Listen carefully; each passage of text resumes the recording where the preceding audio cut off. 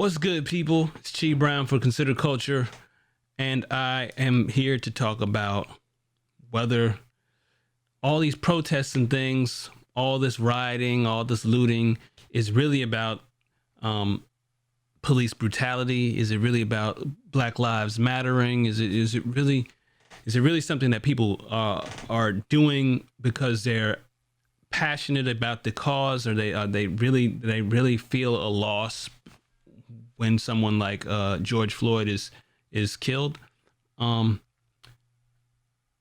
Unfortunately, I don't believe that. I don't think that there's a lot of people who genuinely feel bad about the loss of George Floyd.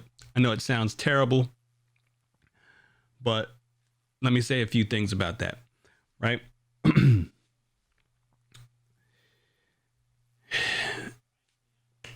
There are certain things that I've gotten from discussions with people over the years about white on black deaths or white police officers taking the lives of blacks. Oftentimes I'll point out the fact that these things happen to white people too. You know, there are a lot of white deaths at the hands of police, more deaths, armed or unarmed, of whites by police officers than there are of blacks, right? When I point that out, I'm often met with anger that I'm even pointing this out. Now, in my mind, you know, if I really care about lives, right, that would be important to me because lives are lives, right? However, if you're advocating for Black lives, still this information seems like it would be useful. Why? Because the whole name Black Lives Matter implies that Americans in general do not care about Black lives, right? So if they don't care about Black lives, certainly they care about the white ones that are being taken, right? If that's your basic thought process. If your thought process is white lives matter more than anything else, so they definitely would be paying attention to them. And I know the Breakfast Club got into a discussion with Rush Limbaugh. They were on the Rush Limbaugh show, and they basically said if what had happened to George Floyd had happened to a white person, we'd all know about it. Yeah, well, there's Tony Timpa, and it happened to Tony Timpa, and we don't all know about it. There's been no uprising for Tony Timpa, right? So there are other issues that we could point to if you really cared about ridding America of something that you believe is happening. I mean, I don't necessarily believe that there is a lot of police brutality, but certainly there are some instances, right? But if you want to get rid of that, then it seems to me that you would point to all of those situations, because there are a lot of white people who are dying at the hands of police. It seems to me that would only help motivate people to your cause. Instead, you are getting angry that someone like me is pointing out that white people are dying. So what that suggests to me is that really what you care about is preserving a narrative that racism is alive and well in America. And that, I think, is what people care about more so than they do about the life of George Floyd. And there's a lot more information to prove my point. So if you look at black on black crime, which is something else that people get mad about if you bring it up, but the fact is that it's happening. Now, the argument that a lot of people make is, well, black people who kill black people are criminals and they will be brought to justice, right? But the problem with that argument is that you look at the clearance rates and it proves that that's a sham too. Because you have, like, for example, Chicago has a clearance rate of 25%. Now, the majority of the deaths and homicides in Chicago are of black people. So if you have the majority of the people being killed in Chicago are black, but the clearance rate is extremely low. It's 25% in Chicago last time I checked. 25% means that 75% of the killings go unresolved. That means there's no person brought to justice. Many times you have people who witness these things and will not talk to police. Now, juxtapose that to the Ahmaud Arbery case. In the Ahmaud Arbery case, you have Ronald, I forgot his name, the guy who filmed the Ahmaud Arbery case in the car behind. You had, after they arrested the Travis and Greg McMichael, people wanted the guy who filmed it arrested. Okay, so what happened? You have Sean King and others, Lee Merritt, who went and said, we want people to call in to basically call law enforcement and pressure them to go and arrest Roddy, this gentleman who filmed this shooting.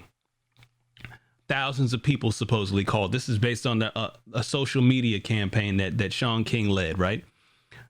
Why is it that they're not doing this for all the people who are witnessing deaths in black communities? If you really cared about life, black lives, the way that you suggest you do, it seems to me that you could launch a similar campaign in these types of cases. They're not doing that. Black lives only seem to matter when there is a white killer attached to it, which means that you are a product of the things that you preach against, that is white supremacy. Now, I don't really believe in white supremacy, but you do, right?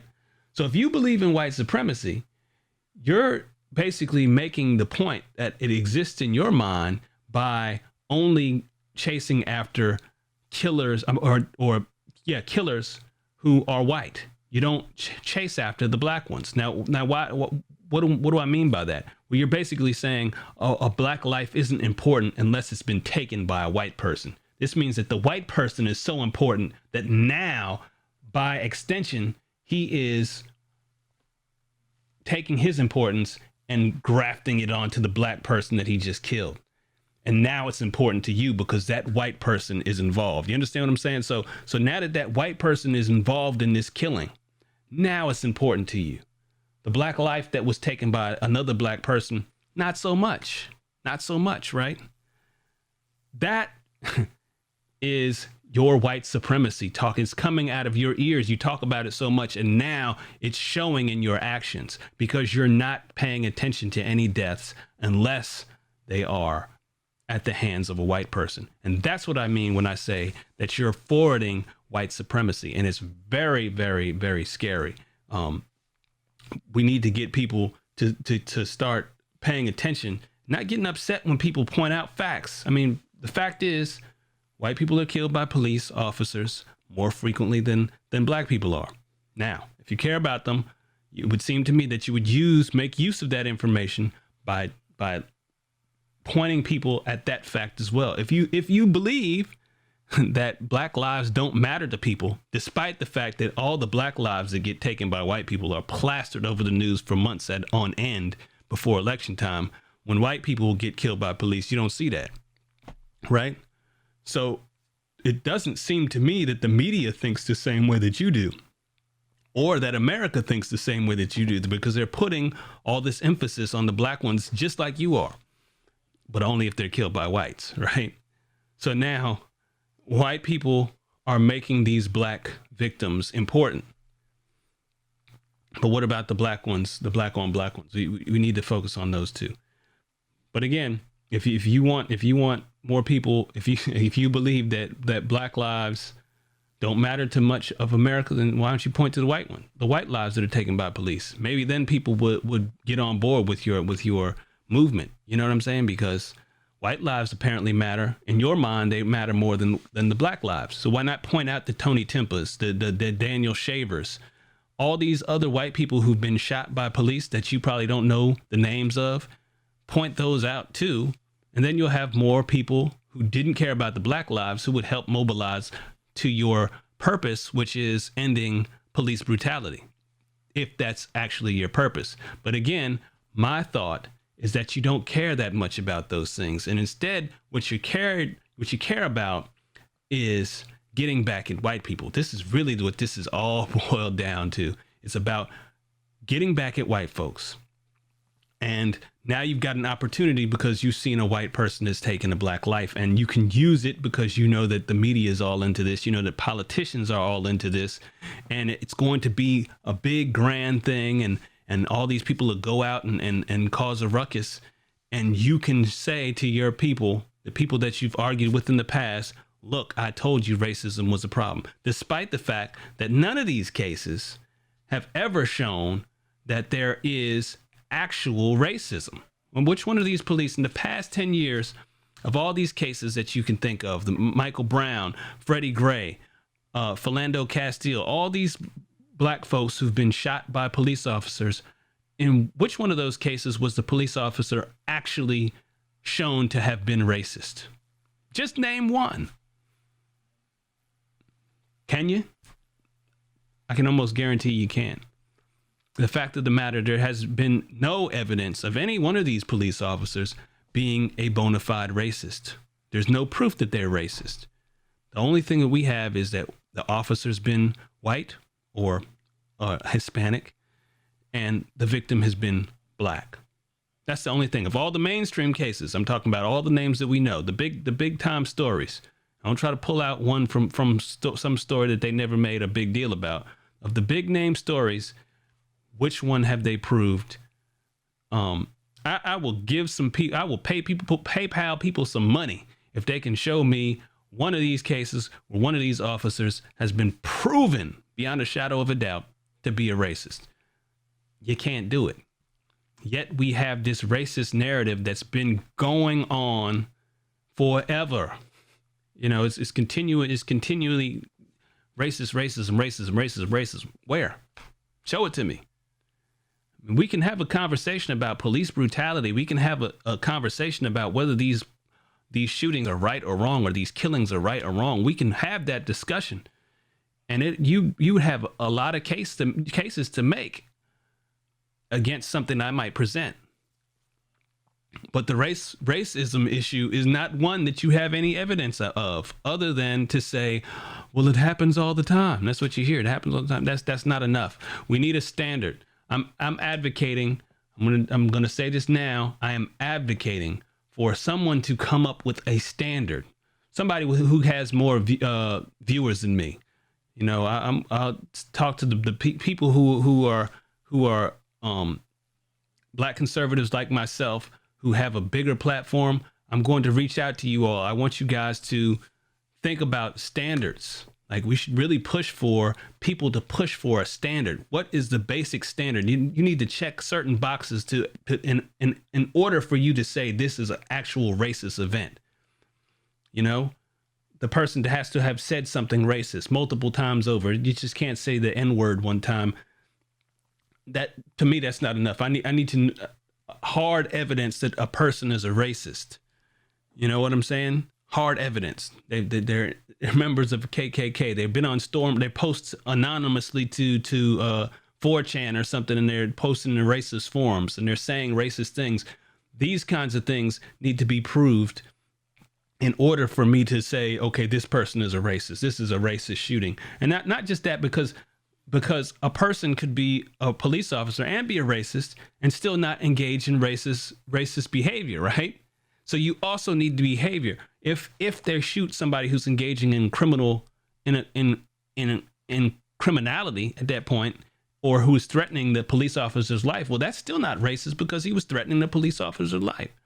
You have to have certain standard. And I'm not here to come up with that standard. I think that we should probably all come together, and some people should heads that might be a little bit wiser than me, or people who have a little bit more knowledge. We can all come together and bring something to the table. But I think that there should be a standard set that shows that this is in fact racist, whereas this particular instance was not. We got to be able to weigh. You can't just have media people injecting racism into a situation, or race baiters injecting racism into a situation that is not racist. It's just not helpful.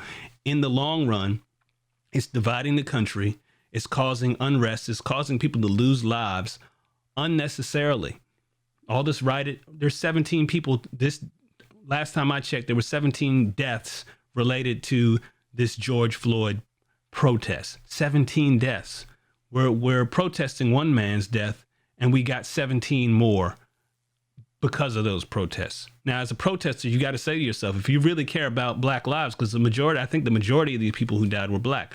If you really care about black lives, you'd have to take a step back at that point. If I was a protester, if I was leading a protest, I would take a step back and say, hey, we got to do something different. Maybe go the Sean King route where you're organizing people to make phone calls. Maybe go the social media route. Right now, we got a pandemic that supposedly hits black people the hardest. Yet black people are out here in large numbers dancing around with each other in the street on camera and yelling. This stuff is supposed to be airborne or something, right? But you're out here with COVID-19 pandemic and thousands of you grouped together where we're not even supposed to be 10 at a time. I just don't get it. How many deaths are going to come of this? Do you care about those? Do you really care? Again, if it's all about black lives, why are these things happening? I think there's a reasoning to this that's more of a psychological reasoning. That reasoning is this. There are a lot of black people who identify as black first. Okay. You want to do that? Fine. But the problem is, because they identify as black first, it doesn't matter how successful they are, right? They could be Oprah Winfrey level successful, and it's not enough for them because there's so many black people at the bottom. People know that black people are at the bottom. We're at the very bottom of the socioeconomic ladder. There are a lot of people who see that and say, that's me. That impacts me. Doesn't matter if I'm Oprah level in my socioeconomic status. The fact that everybody else, so many other people rather, are down there, it impacts me because it makes black people look bad. We're having all these things where we're at the bottom of education. We're at the bottom of all these different things, and it doesn't feel good. As a black person, it doesn't feel good if you identify as black first. Now, if you're an individual, if you think more as an individual, these things don't bother you as much because you look at your own individual success and you harp in on that. And that is what guides you to make the kinds of decisions that you're going to make in your life. But if you look at yourself as black first and you look at as a part of this collective, then it becomes very psychologically impactful and important to you to give a reason why all these black people are doing poorly. And that reason you can point out to is going to be white supremacy. It's going to be racism. Those things are easy to say, hey, it's not us. It's you. It's the white man. Right. And because you've been taught that since you were birthed, basically, a lot of black people have been taught that kind of thing since they were birthed, that America is against them and it's a totally racist place. Because you've been hearing that for so long, then you have to have that be the reason why all these other people are down here, despite the fact that you're, again, Oprah level successful. So if you're up there, you got these people who are billionaires and millionaires who are the loudest voices in protests, right? They're the loudest voices screaming racism. They're the loudest voices screaming white privilege. They're the loudest voices screaming that it's white supremacy at work, right? Because there's somewhat of an inferiority complex because you don't see yourself just as an individual. You see yourself as a part of the collective group. Now, that can be harmful to those people at the bottom because those people at the bottom have to deal with whatever kind of nonsense you set out there for them, such as defunding the police. So if somebody at Oprah Winfrey level status says, hey, we need to defund the police, and they have enough media capital and the ability to get this message out there, right? Then defunding the police becomes a reality, God forbid, right? If something like that does happen, right? Or if they just cut spending the police officers and move that spending someplace else, what impact does that have on neighborhoods, black communities that have big time crime problems? What impact does that have on people in Chicago who have these violence problems? There are people in Chicago right now who have been voicing their opinion that they need more police. People in Baltimore need more police. They've been saying they need more police. People in all these places have been saying that they need more police, and yet there are these people at the top who live in these gated communities, Oprah level successful, right? And they are advocating for less police. Now, what does that do to these people who are at the bottom?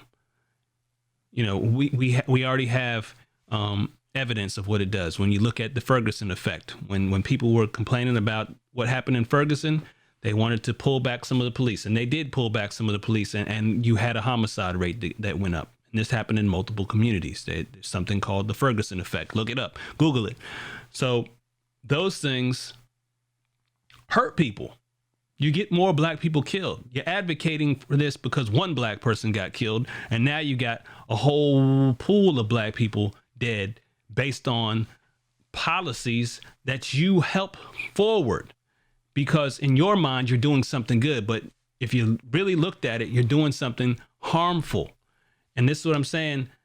Unfortunately, you got the loudest voices are the people who aren't going to suffer any consequences for their dumb ideas. It's unfortunate, but that is the case. If you're Oprah level successful, and I know I'm using that, but and not a lot of people are Oprah level successful. I get it, but you know what I'm saying. Middle class, upper class blacks are the ones who are voicing their opinions about things that are happening in mainly majority lower class spaces, right? Lower class communities. And I've talked to people in lower class communities who have said this themselves. They said all the people who come to town hall meetings and who are advocating for us in these communities don't live in these communities. So if you don't live in a poor community and you're talking about defunding the police, you need to think about what that will mean to those people in those communities. It's not good. You know, it can't be good for them. It can't. Maybe you need to have some dialogue. You need to bring some people in. I'm not talking about rappers who used to live in these impoverished communities because they don't live there anymore. Talk to people who live there right now and talk to the law-abiding citizens. You know, a lot of these rappers, they used to be criminals. What good is their opinion? Why are we going to people who are formerly criminals and asking them their opinion? You're going to T.I. and asking him his opinion. You're going to Jay-Z and asking him his opinion. And that's not really a disrespect to those guys because I listen to their music. You know, I get it. I've been a criminal myself. Hey, I understand. But the point I'm making is that these guys are advocates for that same type of culture. And you cannot just go by what they're saying because they're not living in reality anymore. They live somewhere up in the hills. How often do you think Jay-Z goes to Marcy Projects? Not frequently. How when he was there, how many law-abiding citizens was he good with compared to the criminals? I mean, he claims that he was this big drug dealer. My guess is he was hanging out with more criminals than anybody who was more of a law-abiding citizen. You know, you got to think about these things. That's not really like a lot of disrespect to Jay-Z or anything, because I don't want any problems, Jay-Z. You know, but you know, I just think that it's important for people to consider these things, and instead of going to the racism narrative every single time, instead just consider culture. I'm Chi Brown, and I'm out.